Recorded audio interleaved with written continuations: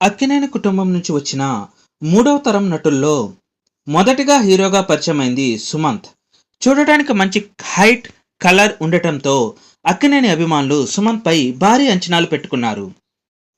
ఆ అంచనాలను నిజం చేయటానికి నాగార్జున తన మేనల్లుడైన సుమంత్ని తీసుకెళ్లి తనకి ఇష్టమైన రామ్ గోపాల్ వర్మ చేతిలో పెట్టారు.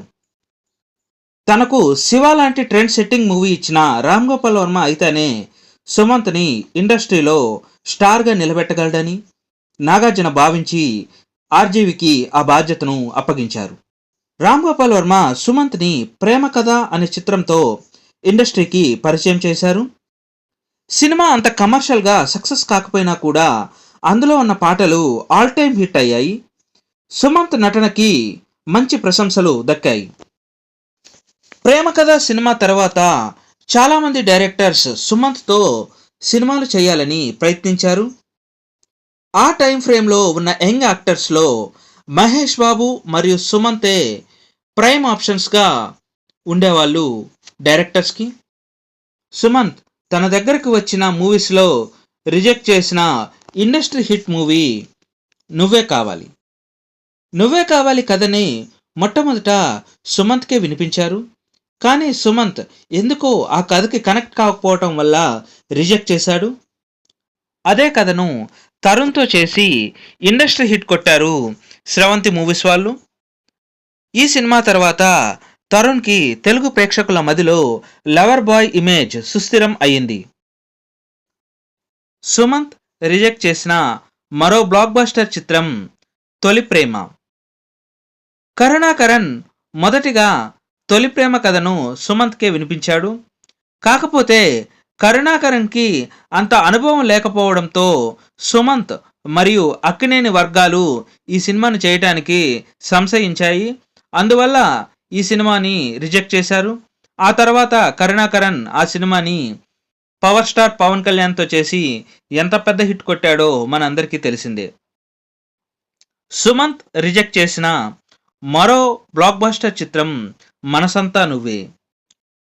ఈ సినిమా కథను ఎంఎస్ రాజు మొట్టమొదట మహేష్ బాబుకు వినిపించాడు. మహేష్ బాబు ఈ సినిమా కథ చాలా సాఫ్ట్గా ఉంది, తన ఇమేజ్కి సూట్ కాదని చెప్పేసి రిజెక్ట్ చేశాడు. ఆ తర్వాత ఆ కథను సుమంత్కి వినిపించాడు ఎంఎస్ రాజు. సుమంత్ కూడా ఎందుకో ఆ సినిమా కథకు కనెక్ట్ కాకపోవటం వల్ల ఆ సినిమా ఫైనల్గా ఉదయ్ కిరణ్ చేసి ఎంత పెద్ద బ్లాక్ బస్టర్ కొట్టాడో మనందరికీ తెలిసిందే. సుమంత్ రిజెక్ట్ చేసిన మరో సినిమా పోకిరి. ఈ విషయం మనందరికీ కాస్తంత ఆశ్చర్యానికి గురి చేయొచ్చు. అసలు పోకిరి సినిమా మొదట ఉత్తమ్ సింగ్ అనే పేరుతో పూరి జగన్నాథ్ కథ రాసుకున్నాడు. ఉత్తమ్ సింగ్ స్టోరీ పంజాబ్ నేపథ్యంలో ఉంటుంది. సో ఆ కథను పూరి జగన్నాథ్ మొట్టమొదట సుమంత్కే వినిపించాడు. సుమంత్ ఆ సినిమా కూడా కనెక్ట్ కాకపోవటం వల్ల అది కూడా రిజెక్ట్ చేశాడు.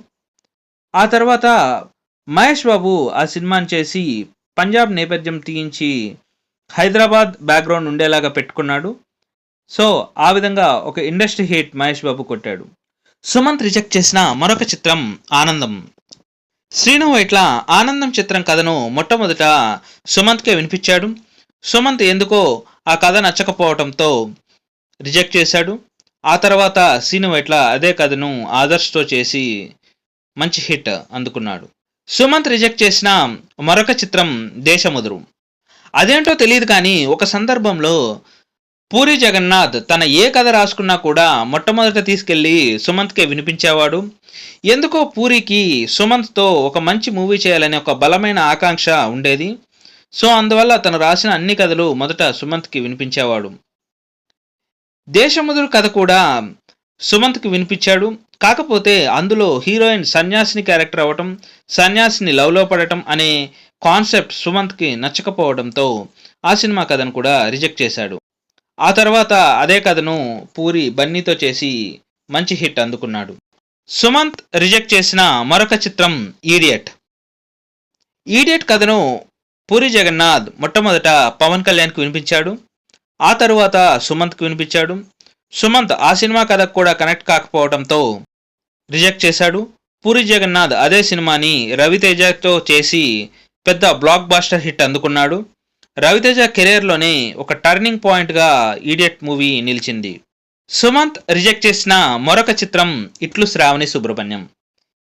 ఈ సినిమా కథను కూడా పూరి జగన్నాథ్ మొట్టమొదట సుమంత్కే వినిపించాడు. కానీ సుమంత్ ఈ కథను కూడా నచ్చకపోవడంతో రిజెక్ట్ చేశాడు. ఈ సినిమాని పూరి జగన్నాథ్ రవితేజతో చేసి మంచి హిట్ అందుకున్నాడు.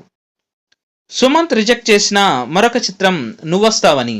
తమిళ్లో విజయ్ హీరోగా సూపర్ హిట్ అయిన ఈ సినిమాను తెలుగులో ఆర్బి చౌదరి సుమంత్తో చేద్దామని రైట్స్ కొన్నాడు. కానీ సుమంత్కి ఎందుకో ఆ సినిమా కథ నచ్చకపోవడంతో రిజెక్ట్ చేశాడు. అదే సినిమాని నాగార్జున తీసి సూపర్ హిట్ కొట్టాడు. సుమంత్ రిజెక్ట్ చేసిన మరొక చిత్రం గమ్యం. గమ్యం సినిమా కథను క్రిష్ మొదట సుమంత్కే వినిపించాడు. కానీ సుమంత్ ఆ సినిమాను కూడా రిజెక్ట్ చేయడంతో శర్వానంద్ మరియు నరేష్తో ఆ సినిమాని చేసి క్రిష్ సూపర్ హిట్ కొట్టాడు. సుమంత్ రిజెక్ట్ చేసిన మరొక చిత్రం నా ఆటోగ్రాఫ్ మీ స్వీట్ మెమరీస్. ఈ సినిమా కథను మొదట సుమంత్కే వినిపించారు. కాకపోతే అప్పటికే సత్యం, గౌరీ లాంటి మాస్ సినిమాలతో మంచి ఫామ్లో ఉన్న సుమంత్ ఈ సినిమా మరీ సాఫ్ట్గా ఉందని, తన ఇమేజ్కి సూట్ కాదనే ఉద్దేశంతో రిజెక్ట్ చేశాడు. ఆ విధంగా సుమంత్ ఎన్నో సూపర్ హిట్ మూవీస్ని, ఇండస్ట్రీ హిట్ మూవీస్ని రిజెక్ట్ చేశాడు. యూత్లో తను తీసుకున్న జడ్జిమెంటల్ ఎర్రర్స్తో మంచి హిట్ మూవీస్ని సుమంత్ మిస్ చేసుకోవడంతో స్టార్ అయ్యే అవకాశాన్ని కోల్పోయాడు. సుమంత్లో నటనకి కొదవలేదు. సో సుమంత్ గనక ఈ చిత్రాల్లో కొన్ని సినిమాలుగైనా పడుంటే చాలా పెద్ద హీరో అయ్యేవాడు అనటంలో సందేహం మాత్రం లేదు.